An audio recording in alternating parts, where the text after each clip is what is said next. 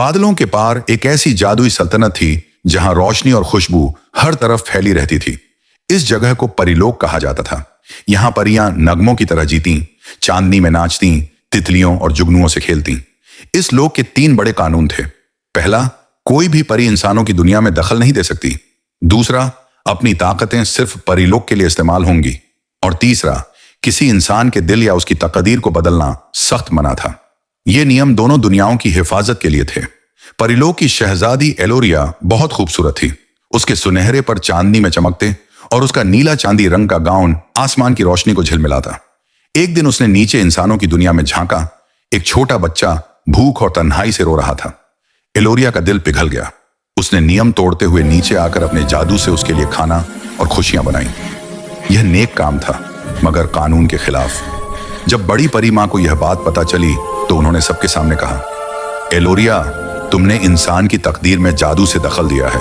तुम्हारे पर छीन लिए जाएंगे और तुम्हें इंसानों की दुनिया में भेजा जाएगा ताकि तुम मेहनत और कुर्बानी का मतलब समझो।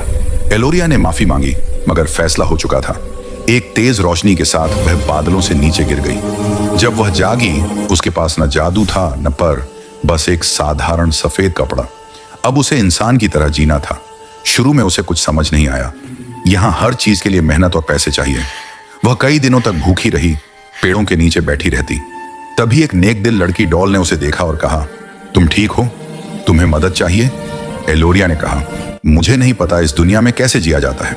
डॉल मुस्कुराई, डरना मत, मैं तुम्हें सिखाऊंगी। उसने एलोरिया को एक रेस्टोरेंट में काम दिलाया।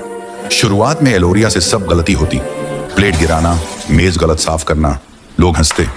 मगर डॉल हमेशा कहती, गलती से डरना नहीं, यही जिंदगी है।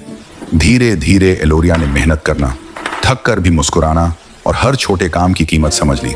वक्त गुजरता गया। सालों बाद एलोरिया ने अपनी मेहनत से पैसे जमा किए और अपने ख्वाब की पिंक कार खरीदी। वह खुशी से रो पड़ी। यह उसकी पहली आजादी थी। फिर उसने एक खूबसूरत पिंक घर खरीदा। सामने गुलाबों का बाग लगाया। हवा, तितलियां और खुशबू सब मिलकर उस जगह को जादुई बना देते थे। लोग कहते, इस लड़की में कुछ खास है, इसके अंदर कोई रोशनी है। एलोरिया अब पिंक कपड़े पहनती, मुस्कुराती, डॉल को अपनी कार में सैर कराती। डॉल कहती, तुम्हारे अंदर सचमुच जादू है। एलोरिया बस मुस्कुरा देती। एक दिन शहर में एक बड़ा समारोह हुआ जहां मेहनती लोगों को सम्मान दिया जा रहा था। रेस्टोरेंट के मालिक ने एलोरिया को भी बुलाया। उसने मोतियों से सजा पिंक गाउन पहना और अपनी कार में वहां पहुंची। सब हैरान रह गए। ये वही लड़की थी जो बर्तन धोती थी, अब किसी शहजादी जैसी लग रही थी। रात बहुत खूबसूरत थी, लेकिन जब वह घर लौटी तो आसमान से आवाज आई, एलोरिया, तुम्हारी सजा पूरी हो गई है, अब लौट आओ। बादल चमके, रोशनी फैली। एलोरिया की आंखों से आंसू बह निकले। वो अपनी दोस्त और इस नई जिंदगी को छोड़ना नहीं चाहती थी, मगर उसे जाना ही था।